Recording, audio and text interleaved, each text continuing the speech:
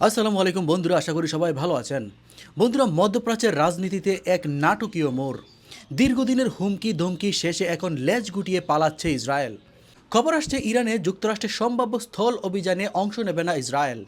নিশ্চয়ই স্ক্রিনে দেখতে পাচ্ছেন বাংলাদেশের সংবাদ মাধ্যম থেকে শুরু করে আন্তর্জাতিক বড় বড় সংবাদ মাধ্যম খবরটির সত্যতা স্বীকার করেছে। ইরানের বিরুদ্ধে যুক্তরাষ্ট্রের সম্ভাব্য কোনো স্থল অভিযানে অংশ নেবে না জয়নবাদী রাষ্ট্র ইসরায়েল।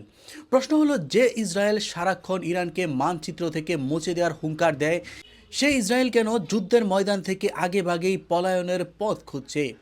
ইরান এখন আর আগের সেই দেশ নয় যে কেবল অবরোধ দিয়ে আটকে রাখা যাবে। ইরানের হাতে রয়েছে হাজার হাজার ফাতাহ হাইপারসোনিক মিসাইল এবং শাহেদ ড্রোন। ইসরায়েল খুব ভালোভাবেই জানে স্থল অভিযানে এক পা বাড়ানো মানেই হলো তেল আবিব এবং হাইফা শহরের উপর আগুনের বৃষ্টি। ইরানের রেভলিউশনারি গার্ড আইআরজিসির ড্রিলগুলো দেখে জয়ানবাদী জেনারেলদের রাতের ঘুম হারাম হয়ে গেছে। ইসরায়েলের অভ্যন্তরীণ ভঙ্গুরতা এবং লেবানন ফ্যাক্টরে ইসরায়েল জানে তারা যদি ইরানে পা রাখে তবে কেবল তেহরান নয়, বরং পুরো অ্যাক্সিস অফ রেজিস্ট্যান্স প্রতিরোধের অক্ষ তাদের উপর ঝাঁপিয়ে পড়বে। উত্তরে হিজবুল্লাহর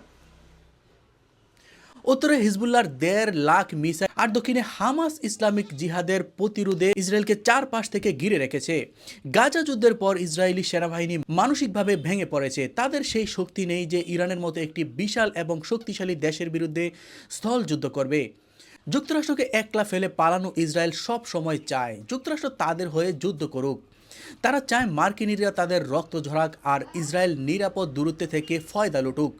কিন্তু যখনই দেখলো ইরান সরাসরি ইসরায়েলের হৃৎপিণ্ডে আঘাত হানতে সক্ষম, তখনই তারা যুক্তরাষ্ট্রকে একা ফেলে পিছু হাঁটছে। এটি মূলত ইসরায়েলের কাপুরুষতা এবং স্বার্থপরতার চূড়ান্ত বহিঃপ্রকাশ। দর্শক, এই খবরটি প্রমাণ করে যে পশ্চিম এশিয়ায় মধ্যপ্রাচ্য এখন একক আধিপত্য কেবল ইরানের। জয়ানবাদীদের দিন শেষ হয়ে আসছে। ইরানের কৌশলগত ধৈর্যের কাছে নতি স্বীকার করতে বাধ্য হচ্ছে সাম্রাজ্যবাদী শক্তিগুলো।